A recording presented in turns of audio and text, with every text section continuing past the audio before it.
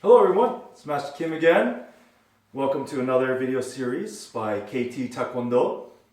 I hear a lot of people on YouTube saying like, subscribe, and share, comment. So feel free to comment down below, like this video if you like it, and of course, I guess, share and subscribe.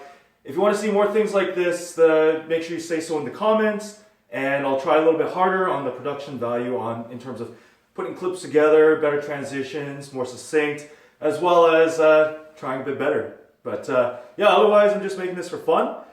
Thank you very much for joining in. Once again, I want to remind our Taekwondo Club members that instructor Rick is holding some weekly Taekwondo classes. So feel free to check out our Facebook, facebook.com/KT Tae Kwon. That's KTTAEKWONDO. You'll find it in the description below. So check out our Facebook, our Instagram. It's the same handle, KT_Tae Kwon, I think. I'll double check and I'll put it on the Instagram. As you can tell, Instructor Rick, he's the one that does the social media stuff, and I'm just here to have fun.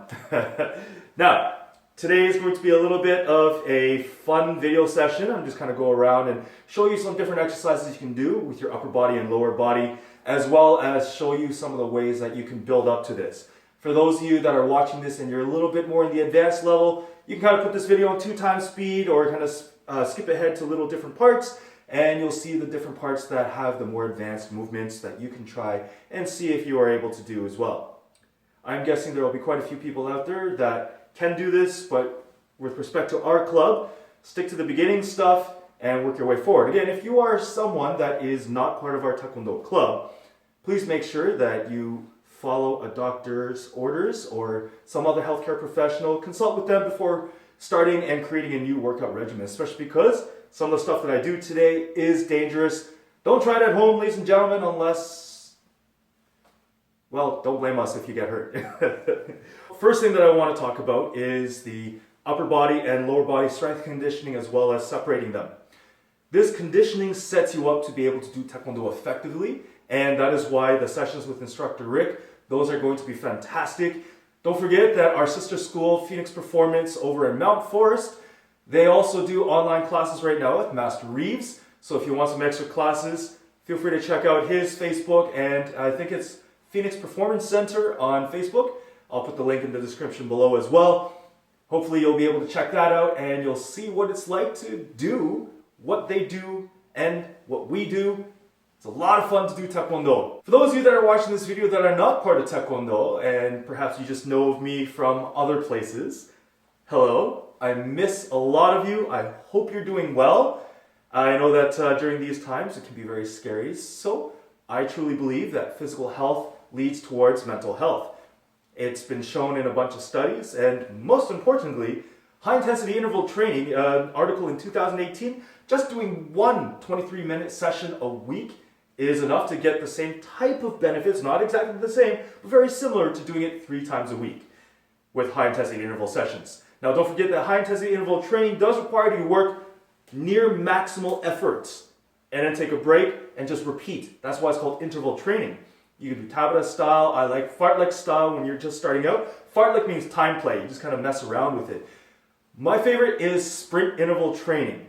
So those of you that want to strengthen up your upper and lower bodies, 30-second sprint, 4-minute rest for a total of 4 sets. So that's 30-second sprint, 4-minute rest. 30-second sprint, 4-minute rest, 30 seconds, 4 minutes, 30 seconds, 4 minutes, then you're done. Total of 2 minutes of sprinting. You really have to make sure that you're sprinting. So this is something that's been around for a while. Dr. John Berardi at Western University, he's something that did this. And again, you have to make sure that you have a proper nutritional program. If you're not eating right, you're not going to be recovering correctly. You need to sleep as well. If you don't sleep, you don't recover.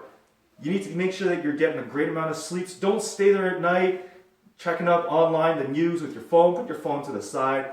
Go to bed at a reasonable hour, 10 p.m., 11 p.m., and wake up early. Early morning training sessions are always a great thing, and maintaining consistency during this pandemic is something that will help contribute to your mental health. We always worry about that. So these sprints, try to make sure that you have a protein and carb source right after your sprints. They are very painful. You will want to throw up. So if you have any medical conditions, again, don't do this. I am not saying to do this, I'm just saying, actually, that's what I do. And a few other people that have done it with me, they've thrown up. Some of us have come very close to passing out.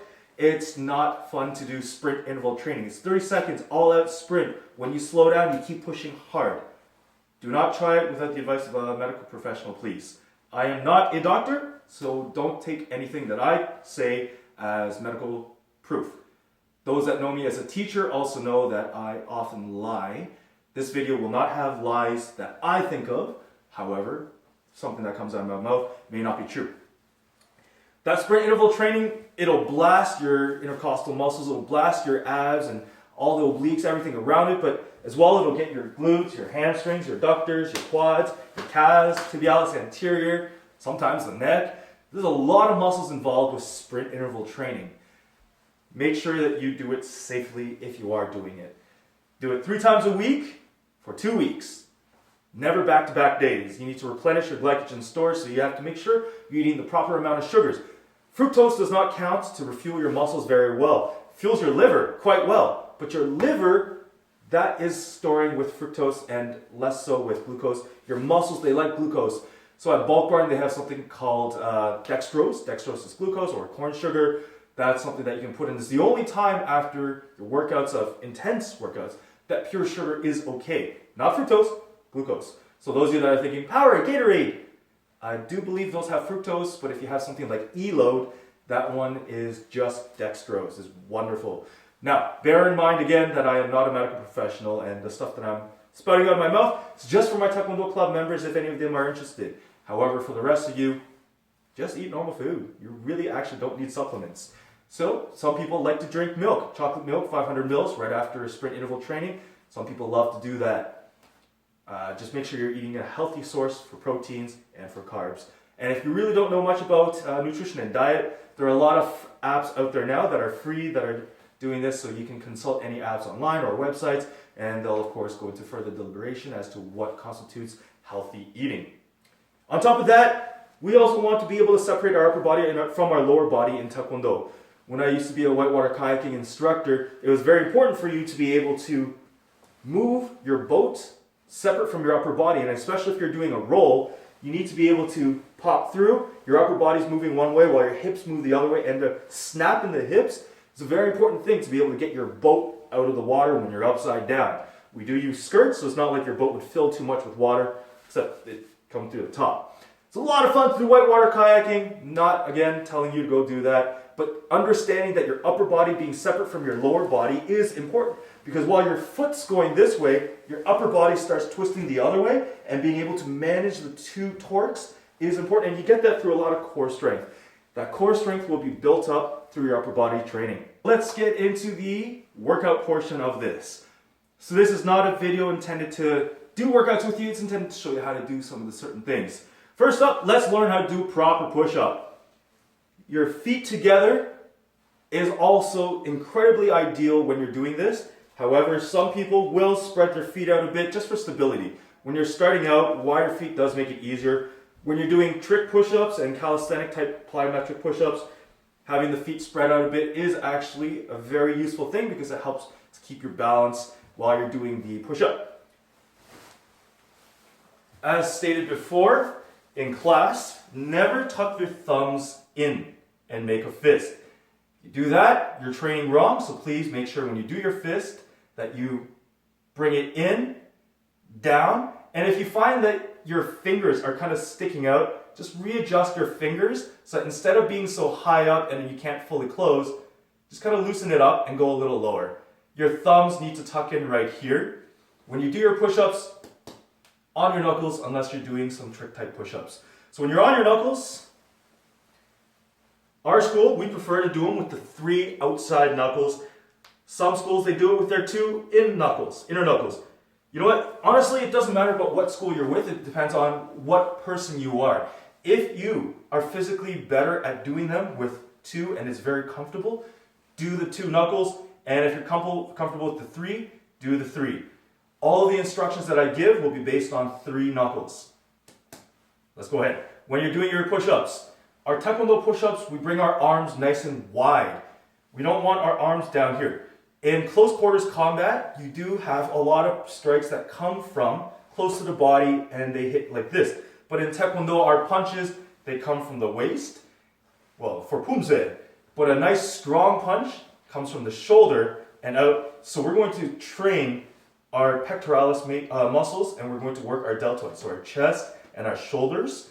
So when they're up here, you see how my elbows and my wrist stay in line with my shoulder? This is the basic push-up in Taekwondo. And you go all the way down and all the way up, maintaining a straight body. You don't want to do this while you're kind of loose, but also you don't want it so that your elbows get tucked in. You don't want them too narrow. You don't want them too wide, too high, too low. You don't want them turned. So we call this having a pronated hand. This here is supinated, like holding a bowl of soup. So we have our hands pronated. So you have them at a nice comfortable distance. You get your feet back and you hold it so that it's comfortable. You can train this if you want to work your abs a bit. You can hold this for a minute. And when you do your push-up, you come down. Now you'll notice that as I come down, I'm basically kissing the floor and I come up. This is a standard Taekwondo push-up. Down, up. If you want to do more of a military style push-up, you can have your hands right in here. And as you keep your elbows closed, you'll find you work your triceps a lot more than your chest. That's a standard push-up. If you can do 30 knuckle push-ups, then you know that you are capable of doing our Taekwondo style board break punch. And not the normal Taekwondo style, the Jo Kim Taekwondo. So our Grandmaster is Grandmaster Jo Kim, or Kim Kyung-soo Kwanjangnim. So Kim Kwanjangnim, he is our 7th degree black belt headmaster.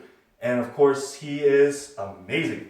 Check out his YouTube channel. I believe it's Jo Kim TKD. But if you just type in Master Jo Kim, you'll find a few videos that he's done in the past. And they're just samples of his strength and his awesomeness. So that's a basic push-up. If you can do 30 of these, that's excellent. Once you can do 30 of those, you're ready to go to the next level. The next is a little bit harder. You go at your chest height. So you find just underneath where your chest muscles are, and you'll do your push-ups in here. That's, level 2. So if I turn sideways, here is the normal push-up. You notice how my back is straight. I'm down to the floor and up. The second level, you'll notice my hands slide down. Notice how my anchor foot, has not moved. I was here, my foot's here. I move my hands down, which means that when I come back up, this foot that is moving, and I'm down on my knee with, will come back to where this foot is, my right foot. So you notice how my angle is different. When I come down, it is right by my chest, then I come up. That's level 2. Level 3 has it at the forehead. So when we say push-ups, we're always talking shoulder height. When we say chest height, we want them down here. When we say forehead height, once again, if this is your standard right here, your hands go to where your forehead would be. Then you go back, you come down. Notice how I'm down again, nice and low, and back up. Those are our forehead height push-ups. The ultimate level push-up, I guess, would be the Superman push-up. So, just to demonstrate, go flat out, hands and feet outstretched. You can spread your feet out a little bit, but your hands should be about the width of your shoulders. And from here, without using your elbows, without using your knees and your hips, you push off the ground with just your palms and just the balls of your feet. And that is the Superman push-up. So give that a shot. Once you're able to do 30 forehead knuckle push-ups, those Superman push-ups where you just lift will be important. Now, bearing in mind that that does not translate into strength in the real world. Case in fact, that was actually really tough on the shoulder girdle. So when you're doing those, I don't know if you noticed, but I'm setting my shoulders in a very specific position to lock it in. I'm not keeping my elbows out, I'm keeping my elbows tucked. So from here, if I have my elbows out and I try to lift, that's going to be tricky. But then here, I have my elbows turned in. I've set my chest high off the ground, so I'm putting my shoulder blade, my scapula, into a good position. I'm outstretched. Then from here, just lift.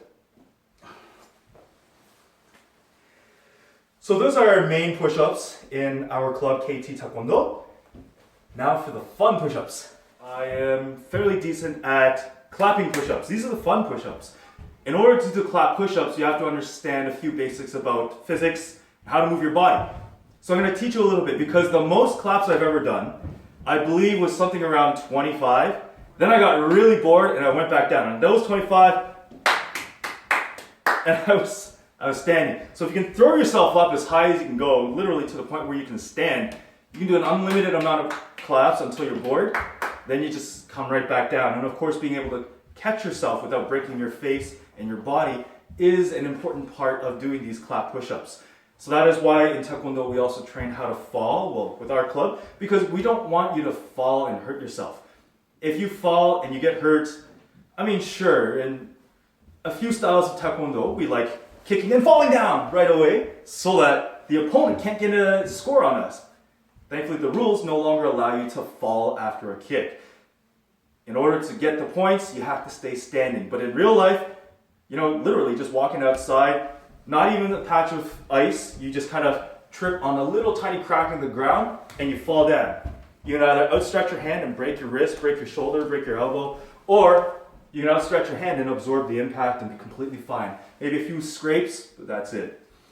These clapping push-ups require you to come down and to throw up with your buttocks. So while you're pushing up with your hands, you push up with your buttocks, and from this point, you straighten your body in the air. Because you've thrown yourself off the ground, you straighten your body. Because you're straight, you've actually gone higher than if you had just kept your body straight the whole way through. So if I keep my body straight, maybe a 3 is the most that I can do.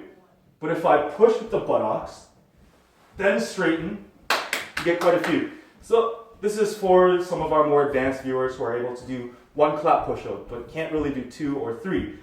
A lot of people, it just comes down to that fear of how fast can you clap your hands.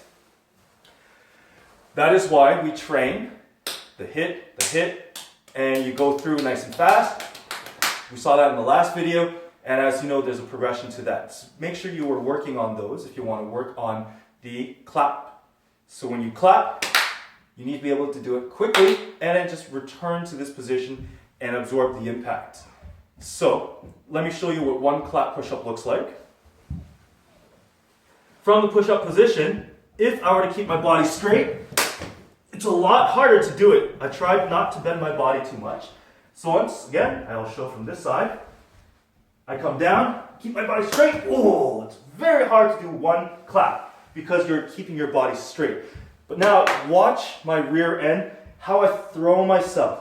I'll rock back onto my feet so the balls of my feet are balancing.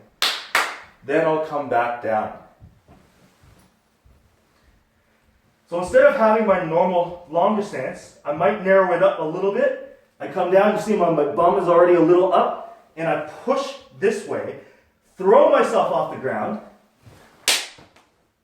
and then I can catch myself. It's a lot easier to throw with your buttocks. So if you want to get as many push-ups as you can, you need to throw. Now, of course, I'm showing with the knuckle and doing a clap. That limits how many claps that I can do. So if you want to do your clapping push-ups on your palms, that's okay. When I'm doing a lot of clap push-ups, I do them on my palms as well, so I can get as many claps as possible. Let us see how many claps that I can get. On some of my friends, they've been asking how many I can do. I showed them I did 7. Let's see if I can do 7 without standing all the way back up.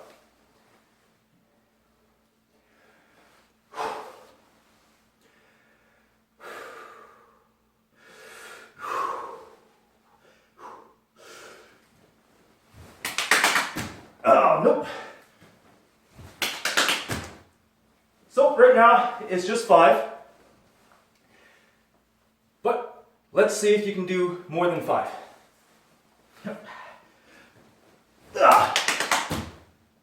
And now, if you can stand all the way up, you'll notice I narrow up a lot more now. And you can just do as many claps as you want. Come back down. So those are clap push-ups. One of the fun ones, there was a guy a long time ago that I researched. I think his name was Ross Enamit. Big proponent of GPP, General Physical Preparedness. His push-ups were amazing, and that's how I learned how to do these push-ups. And I noticed that some of the push-ups he was doing didn't seem possible. Something like a clap behind the back. I thought to myself, how can he clap behind his back? And that's when I realized watching his videos that his bum would come back. That's why I'm sharing this with you, so that you can train to be able to clap behind your back. And if you really wanted to, you can clap in front, clap behind, and land. Again, don't try this at home. And if you do, you can't blame me if you break your face or your wrist, because I'm not training you in person. This is just a tutorial for my Taekwondo students who know that they're not supposed to do this stuff unless they're ready for it. And if they, of course, consulted with me. So anyone watching this, if you get hurt, it's your own fault, not mine. Come back, boom. Now, if you want to have a little bit more fun, belt's kind of getting in the way, you can do a front back front clap. Those ones are super duper fun. It's a triple clap push up, and it requires you to have fast shoulders. So big strong chest muscles, nice strong back, and rotators to bring it back to the front.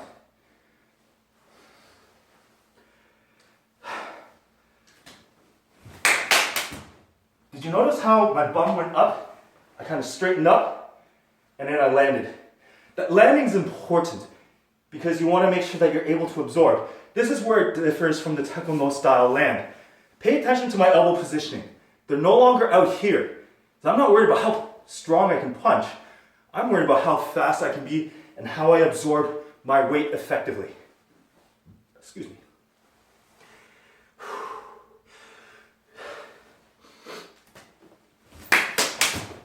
See how I come in? So being able to grab yourself when you land is incredibly important. Another fun style of clap push-up is clapping your hands to your feet. It's called an Aztec push-up. I can't remember who showed me that one, but those are a lot of fun. You gotta have strong, fast abs. So you basically come through, clap your hands and your feet. I'm pretty sure I bent my knees a bit. Gymnasts, they can do it with straight knees. Gymnasts are fantastic and amazing. They're like the strongest people on earth. So if you want to be a really strong, fast person, take up gymnastics. In Owen Sound, they have Georgian Bay, Phoenix Gymnastics. Holy. Coach Valentine and everyone in there, they really know their stuff. So if you're interested in getting stronger, faster, yeah, gymnastics might be the sport for you. Give them a quick Google, check them out. In the Owen Sound area, super awesome. So this next one is not a clapping push-up. It's a rotational style, and of course it'll work a lot of the rotational trunk. And it's called the Vanilla Ice. So the Vanilla Ice is a lot of fun because, much like Vanilla Ice was amazing, he did this push-up where he would pop himself over and land. Great way to get used to it. From your push-up position, just kind of bring your foot over, reach up to the sky, come over to the crab position, reach up to the sky, bring your foot back over and down. Don't forget to do both sides. And as you get better, you can start speeding it up. And then from this point when you're speeding it up, you can actually throw yourself. And did you notice how I brought my foot in? So I'll show you from this position. Boom. If you do it from here, you can control your rotation. And that helps you to figure out the movement pattern and being able to move through this, ultimately so that your Vanilla Ice push-up. Now from this side, So that's your vanilla ice. In order to do that, you've really got to be careful with your different joints. You don't want to get hurt. You saw how I bring my foot in. By bringing that foot in, it gives me some control with my rotation. So from here, when I go through, I bring my foot in, I spin through. So I bring my foot here. Notice how my bum is leading. I throw myself up with this arm. Ooh, I threw myself a little excessively, and then you can catch yourself. So if you Google push-up variations, you'll find there are a lot more simpler variations out there. Spider-Man style push-ups, alligator crawls. Actually, that's pretty hard. And behind the head clap push-ups, you toss yourself Superman push-ups. My favorite, which I'm unable to do at all ever during my life, are the tuck planche push-ups, or the planche push-ups where you're doing push-ups with no feet. If you train diligently, you can get it. Obviously, I'm lazy. So if you Google, you'll find a lot of different people who can do planche push-ups, tuck planche, straddle planche push-ups, and those people are very strong. Apparently, it doesn't take that long to learn, maybe like 6-12 months. So give it a shot if you want to. And if you can already do it, feel free to tag us, KT Tae Kwon Do, and we'd love to see it. Now, if you're going to work on your lower body, there are a lot of different exercises that you can do for your lower body to develop strength, to develop explosiveness. One of my favorites, of course, are pistol squats, because it works on a lot of balance, works on a lot of strength. So you kind of do both sides, but what you do is you have your feet ready. I like turning my foot on an angle, my anchor foot, because that way it keeps me a bit more balanced, but you can keep it straighter if you like. And you keep your leg out in front of you, and as you squat down to the ground, your heel does not touch the ground. You go as low as you can, and you stand right back up. And you do as many of these. A lot of people, they do struggle with these, especially at the first time. So a nice easy variation is just you touch your knee to the ground, or as close as you can get it. If you can only get this far, that's some decent training. And eventually you try going lower, and you go, oh, I'm almost there, Master Kim! To the point where you can get down, you can touch your knee lightly, and you can come back up. Once you can touch your knee lightly, you're ready for the next one. I don't like it when people use TRX bands, because it puts the weight backward. If you'll kind of look at how I do it, my body does not lean back, because if I do, I fall backwards. When I'm doing that pistol squat, my body leans forward, my buttocks goes back, because I'm trying to keep the entire center of my gravity right over top of my foot. In order to do that, I have to balance it out. So I come down nice and low, then back up. People who are really good at this, they keep their leg out the whole way, and they go down, they go up. So one of the variations involves using a chair. You just kind of have that chair out to the side, and you lean onto it, and you go down. You'll notice I still have to come here, and a lot of people will lift their heel when they're going through. You don't want to lift your heel. That's bad training. You want to sit back. So you'll notice how I'm trying to hold on to, well, any chair. And then you can come back up by pushing off on that. Tables work quite well. Posts as well. So you can hold on to the post. You come down. You can keep yourself from falling over by pushing against the post. Again, you want to have your heel on the ground. So if you have to have a 90-degree angle with your toes and your heels, that's okay. You can have that 90-degree angle, and you come through, at least some weight is over here. You're still leaning to the side. You lift yourself up. If you can do 20 of those pistol squats, you know you've got very strong legs, and these are excellent for you. One of my favorites, you need a partner for this, or a really nice home gym setup, glute ham raises. And I don't have the ability to show you, but essentially, you're kneeling. You may want to have a towel underneath your knees, because this can be a little hard on the knees. You have the balls of your feet on the ground, because remember in Taekwondo, if you're kicking someone for real life, you don't want to use this part Electronic scoring is electronic scoring. That's what the sensors are. Real life, you kick with the balls of your feet. So you have the balls of your feet here. You have your partner pushing down on your heels. Some of them may have to really push down hard because as you fall forward, your legs want to come up and your hamstrings are engaging, pulling your feet in. So by having these feet anchored down by the ankles of a partner, when you're raising yourself up or coming back down, then by putting that pressure there on your ankles, you can still use some hamstring strength. The reason why it's called a glute ham raise is because you're using your buttocks, your glutes, and your hammies or your hamstring muscles here. So with a straight body, and of course someone holding, you go down in a controlled manner, catch yourself with your hands. You go down in a controlled manner. Now for me, there's no one holding, so I have to follow more. And then from here, when you're at the bottom, well, I mean, the best people can do it without any hands, and they just lift themselves back up with a straight body.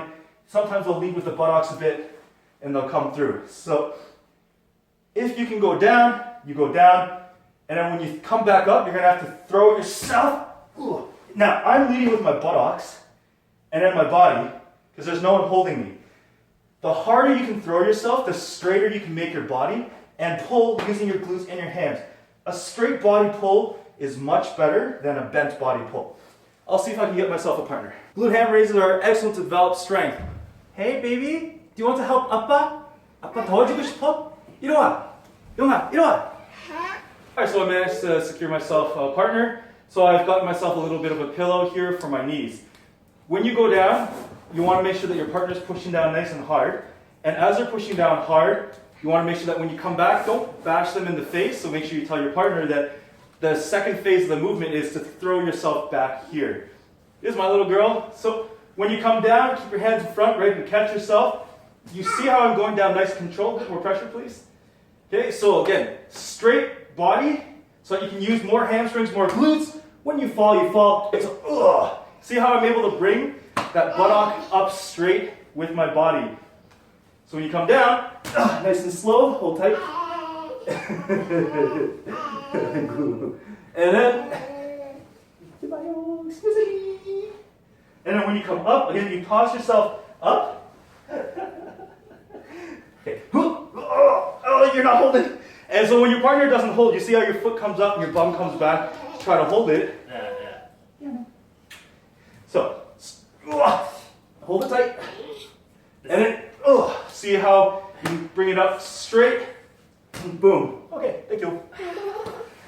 That's the glute ham raise. So being that we're stuck at home, you could do low impact exercises, which is great for your joints if you have arthritis, pain in your knees, things like that. We can't go swimming. Jogging is out of the question for a lot of people because it is hard on the knees, hard on the ankles. Maybe you have no running shoes and you don't want to go buy any new shoes. Of course, when you're training, you do want to be barefoot. I totally enjoyed running outside barefoot, but of course, if you progress too quickly, it may not be your feet that take the brunt of the force. It could be your knees, could be your back, could be any other part of your body. So strong feet is an important asset in Taekwondo. When you're doing these exercises at home, barefoot is recommended. Of course, if there are hazards associated with being barefoot, please don't. When you're doing some explosive work, you want to make sure that your form is strong. So do not do explosive work if it's going to hurt your body, but if you're able to do it at home, definitely go for it. Our favorite, taught to us by Grandmaster Joe Kim Kwon-jang-nim, is the bunny hop. These are not fun because you want to do 20 or 25 in a row, and most of our students can hit 10, 15, then we're blasted. Bearing in mind, we are a new club. We're all white, yellow belts. So white belts, yellow belts. We just did our recent belt test, and we have one belt that is a green black stripe, which is awesome. And we have 3 black belts in our club. Myself, Instructor Rick, and Instructor Remington. When you do these, it is important that you have, well, a mobile set of hips and knees and ankles. Being able to do a full squat, sorry, I have compression tights underneath. Being able to sit in a full squat and being able to hold this for around 10 minutes is an asset. If you're not able to hold this for about 10 minutes, then you may not be able to get to this position. This low position is both the start and the end position for the bunny hop. you'll notice I'm not off my heels. My heels are on the ground. Now my feet are generally pointed forward, but if you have to, you can duck your feet out. Ducking out means you can have them, spread out like this. If you're not flexible enough, one of the YouTubers that I like for this type of mobility, you can look up Mobility WOD. I think that's Mobility WOD. And they have a lot of things on there. artist-ness has stuff, and there's a lot of other YouTubers. I am not a resource as a physiotherapist. I'm just a resource to show you some fun things that you can try at home to build up some strength while you're at home and unable to come to Taekwondo class with instructor Rick and myself and instructor Remington. When you're doing these, like I said, this is the start position, hands here by your ears. You don't want them behind your head, and you don't want them down here. So you try to keep them up here. I'm rocking forward right now, just kind of relax. So what you're going to do from here is you're going to jump and explode up as high as you can. Bring your knees to your chest as best as you can. Then you land nice and quiet. Landing quietly is tough. So if you land on your heels, that's the wrong thing. You'll make a big slap. And then heel toe, also a nice slap. And it hurts the calcaneus, the heel. Landing on the balls of your feet is important. But if you land on the balls of your feet, you'll put a lot of stress on your ankles and your calf muscles back here and on your knees and your hips. So you have to make sure that if you land on the balls of your feet, you hopefully bring yourself down to your heels nice and gradually with strength. And then you absorb your weight down. So when you land with the balls of your feet and then you absorb down like this. A very important movement. Again, it is hard to be down there on the ground, so you just try your best. If you're not able to go all the way down, some people only go to here. A lot of people only go to here because they're tired and lazy. Don't get lazy. If you're tired, try your best. Or just stop. Take a quick break. Then do one more good one. Quality reps count a lot more than just quantity. Doing more does not necessarily mean you're getting stronger or better. Because if you're just doing, and then you can count to 100, and you've done 100 reps. Yeah! But you've done 100 reps of nothing. So you want to make sure you get even just one quality rep, take a break and do more. Taking a break is sometimes what you have to do. So from the start position, you're down here, hands are up, you're going to explode up, bring your knees to your chest. So from here, jump up, knees to your chest, nice, gentle, relaxed down. So once more from the side, you're going to jump up as high as you can, knees to your chest. Nice, gentle, relaxed down from this side.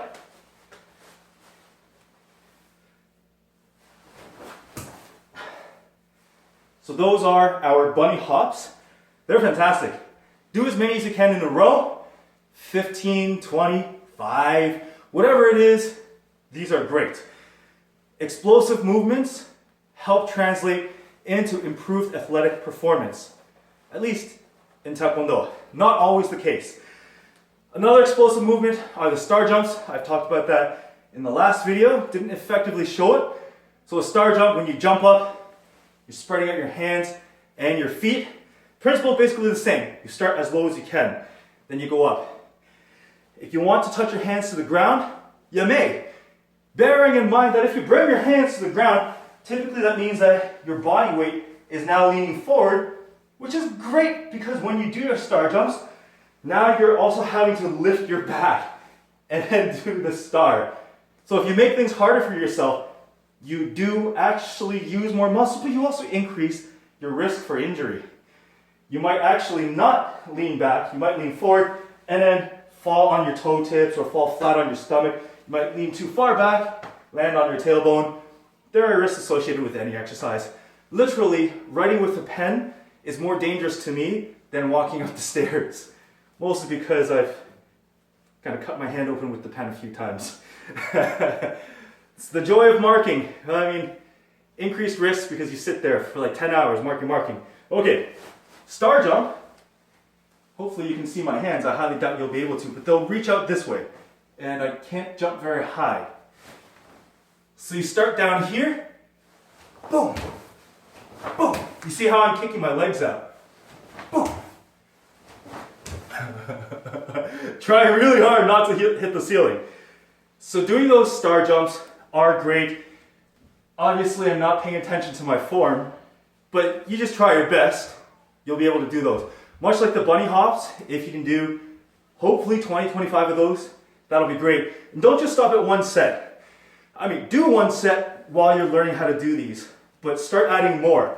You might have to do fewer reps. So reps are how many you're doing at that one time frame. Sets are how many times have you done that grouping of exercise. I like to do 3 sets, so that way you're pushing yourself to the end nice and hard. But you won't be able to do 3 sets all the time. Don't feel the pressure to do all the sets. Helps for you to track your progress too. You get a notepad, piece of paper, a writing utensil, write down what you're doing. This will help. I do find paper and pencil or a pen way better than a phone, because with the phone too many people are distracted. Hey, I should post something on Instagram. Huh! Put it up. Oh, let's do it on Facebook, the Twitter, the VSCO. It gets very distracting. So we want to keep it nice and simple, no distractions, write it down. Now, another jumping exercise that is great is the jumping splits. Our Taekwondo school, we're not ready for this yet. Don't try these, but for anyone else watching, the jumping splits are fantastic. I am not as flexible as I used to be, so I can't go all the way out. There are a few ways to do this. I like it with the hands down. Some other places will do hands out. Both have their advantages. As long as you're jumping as high as you can, kicking out with both legs, hopefully equally, and back down. Be careful with these lands because they can be very tricky and very painful. Especially if you're doing it on hard floor. We do prefer that you do it on hard floor. Don't do it on a mat. Don't do it on, rug, carpet, because that's going to cushion you. It's not going to give you the nice massage that your body needs. Ideally, you do this out on the grass.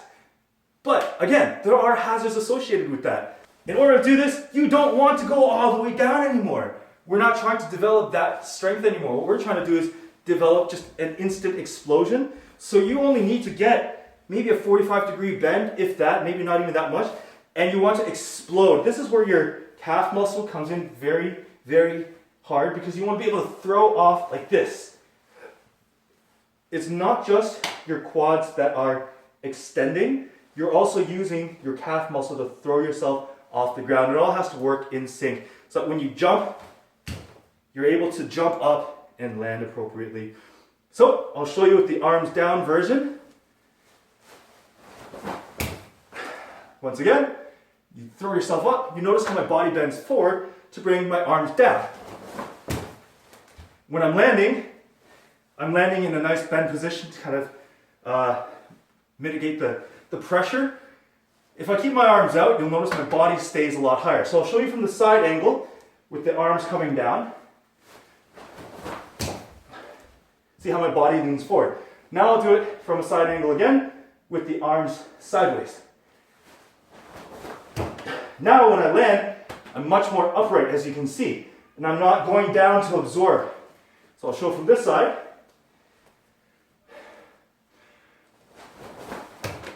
So that time my right leg went higher. I don't know if you saw, but you want to try to get your left leg up nice and high as well. With the arms out, you're also getting some movement with your shoulder girdle, which is nice. So from this side angle, I'll show you with the arms down. It means I'm dropping here, because once your body's forward, without the ground to push you back up, you're unable to lift your body effectively. Some people can. I do believe those are Olympic level athletes. I do not claim to be fit by any means. We've done these jumping splits. So if you can do those, ideally you would take a pause in between. So I'll show you what it looks like if you're taking the pause. But if that's too easy, you'll do them with no pause.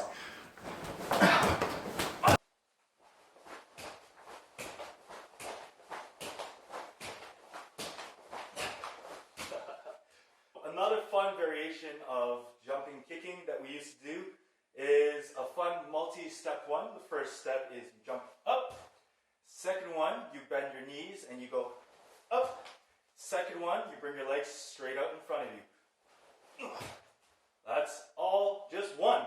Then you go ahead and you do it again. Go boom, boom, boom, boom, boom, boom. Woo!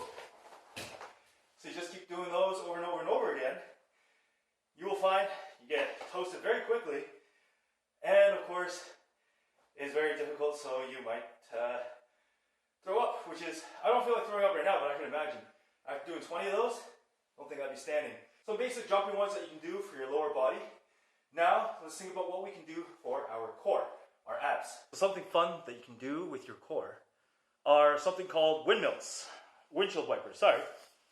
So windshield wipers, you lay down, flat on your back, legs out in front, arms to the side. You bring it down all the way to one side and almost touch the ground. Bring it back up to the middle, then down to the other side, nice and controlled. And notice how my legs are not down there. They're not way up here with bent knees. They're kind of just sideways. Bring it up. That's one. Separates the upper body from the lower body. You get a lot of nice rotational strength developing in your body. I don't have the ability to show you today, but this is too easy. Hang by a bar, then do these. And try to do it so that your hips and your lower back, of course, are parallel to the ground. A lot of people, they drop their hips below parallel. It's not really good. So I can usually do about 5 or 6 when I'm doing them hanging. Let's see how many of you guys you can do. As our school knows, it's not just important to train your fist, to train the balls of your feet, to train your joints, your muscles. It's also important to train what it's like to have a little bit of pain.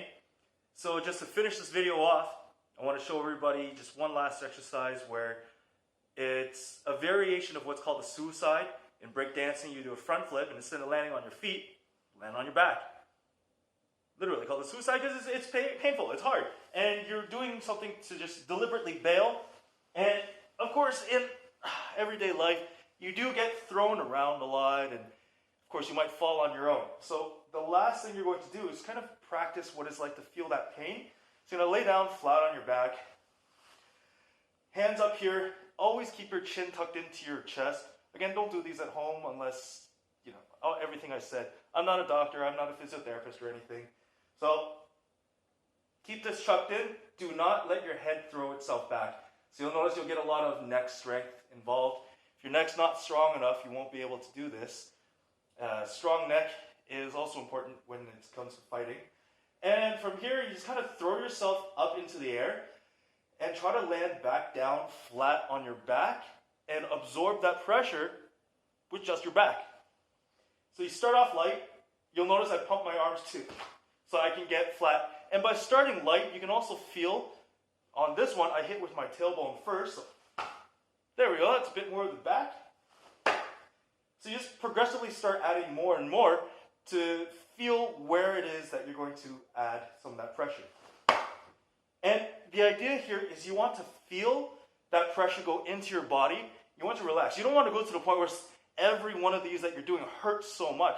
The idea is to build a tolerance. So much like what we do with our fist training that we've done a lot in class, please make sure you're doing your fist training, my students. Now we're going to do some back training. So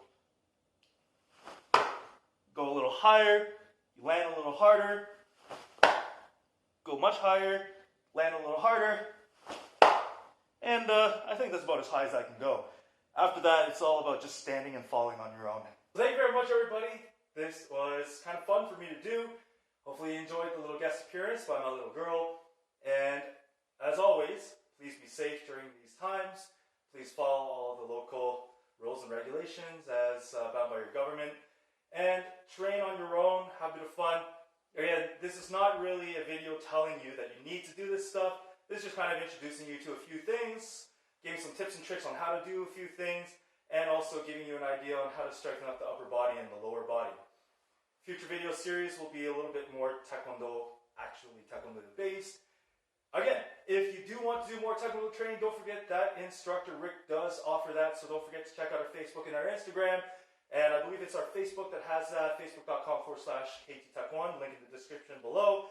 Please make sure that you're kind of looking forward to that and give that a try. As well, Master Dave in Forest at Phoenix Performance, he is also offering online sessions. Best of luck, everybody. Train hard. And don't forget, like, subscribe, comment. If you want me to try harder and do better in the future, let me know. Right now, this is just for fun. Now, of course, like I said, when you bring yourself up, you'll bring your bum up first.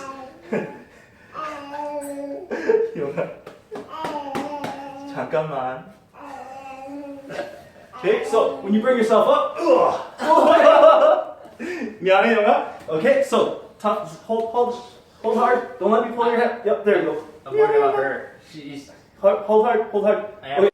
I don't know if the video can get this. Oh. Yep, out of practice. Say bye-bye.